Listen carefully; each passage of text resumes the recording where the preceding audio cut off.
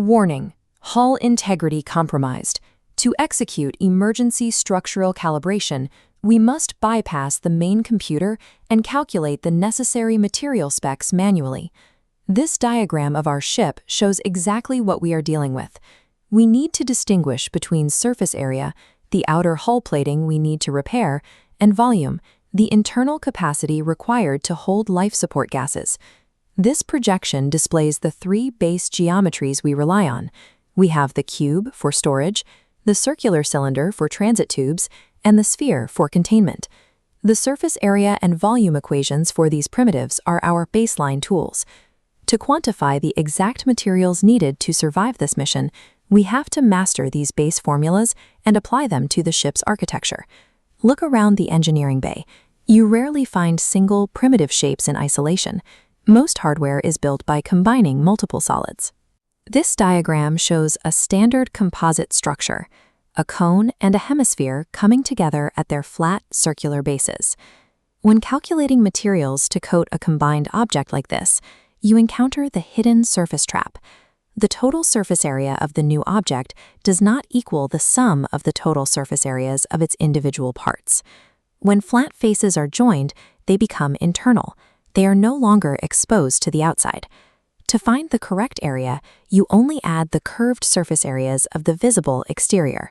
You can see this principle applied to massive industrial equipment. This schematic of a fuel tanker shows a central cylinder capped by two hemispheres. The internal dividing walls are hidden from the outside.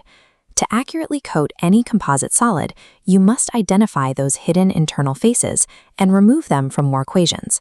This blueprint outlines a conical away team shelter. The vertical height is 10 meters, and the base radius is 7 meters. But to calculate the canvas needed to cover it, we are missing a critical measurement on the outer edge. The formula for the curved surface area of a cone is pi times the radius times the slant height, represented by the variable L. We have to solve for L. By treating the interior as a right triangle, we use the Pythagorean theorem. The slant height equals the square root of the radius squared plus the height squared. That gives us 12.2 meters.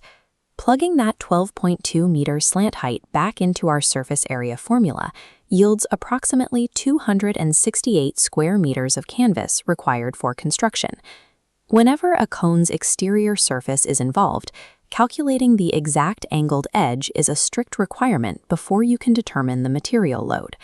This diagram outlines our final calibration, a multi-stage surveyor probe requiring two different thermal paints. The conical top section gets an orange coating, while the lower cylindrical base needs yellow. Starting with the cone, we map a radius of 2.5 centimeters and a height of 6. Using the Pythagorean theorem again, we find a slant height of exactly 6.5 centimeters. Here is the friction point for the orange paint calculation. We need the cone's curved surface area plus the exposed bottom face, but we must subtract the exact circular footprint where the cylinder attaches.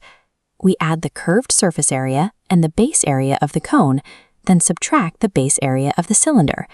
This nets exactly 63.585 square centimeters of orange coverage. For the yellow section, we add the curved surface area of the cylinder to its single exposed bottom base, yielding 195.465 square centimeters. Calibration complete. Update your HUD logs with these three operational rules.